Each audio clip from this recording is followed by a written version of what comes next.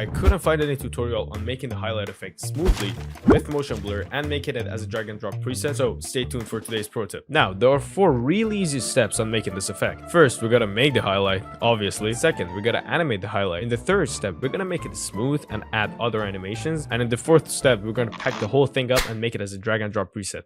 My name is Jeff. Let's get cooking. So let's imagine we have this text layer that I want to make the highlight for. So we gotta go and choose the rectangle tool and basically draw the shape of our highlight. Now, as you can see, this graphics layer pops up in our timeline, which is our highlight shape. We're just gonna put it below our text and go to the Essential Graphics panel to do some adjustments on it. If you don't have the Essential Graphics panel, go to the Window tab and select Essential Graphics. Now we're gonna do some adjustments on the highlights, such as rounding the edges and changing the color. Just be really careful with the color you choose for your highlight, because if the text is in white or any bright color similar to this one, you need a dark highlight. But if your text is in black or any dark color, you need a bright highlight. All I'm saying is to keep your viewers' sanity in mind. Don't make them hate you.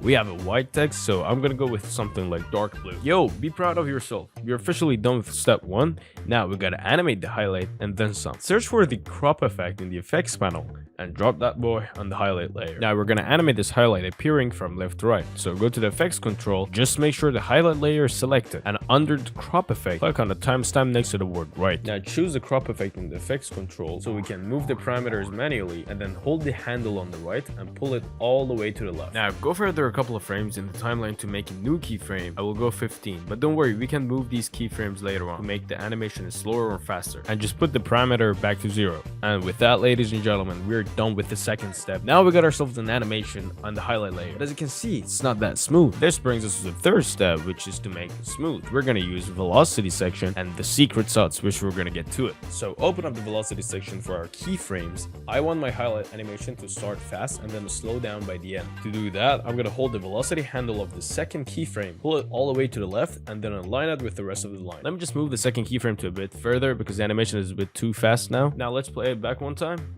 As you can see, the animation is really smooth now, but it still doesn't have motion blur. To create the motion blur, we're going to use another feature of the same crop effect, which is called edge feather. Go to the start of your animation, create a new keyframe for the edge feather by clicking on the timestamp next to it. Naturally, motion blur increases the faster something moves. So by looking at the velocity section of the 2 keyframes we created earlier, we can increase the feather at the time the animation is at its highest speed, which is the dip of our velocity. So bring the playhead right to that point and then increase the edge feather by 200. And then go a couple of frames further before the animation ends and bring the feather back to 0.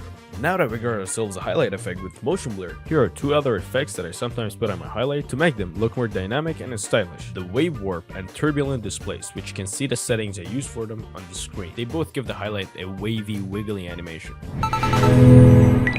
This is my favorite part. To save the highlight effect as a drag and drop preset, you gotta right click on this layer in the timeline, choose export as motion graphic template, name it whatever the fuck you want, choose a destination, check those 2 boxes, maybe add some keywords to help you when you search it up in the Essential Graphics panel, and hit OK. Now if you go to the browse tab of your Essential Graphics settings, you can just drag it from there, drop it on your timeline, and then adjust your settings. Just keep it in mind that when you move the shape, you gotta adjust the starting and finishing keyframes of the crop effect accordingly, which means you gotta bring the starting point to right behind the highlight and then bring the finishing point to right after it, and adjust the velocity if it resets back. I'm genuinely proud of you for watching this long, and go and check out other tutorials of the channel. Maybe you'll find an effect you didn't know it was possible with Premiere Pro, and now you can do it. Thanks a lot for watching. See you next time.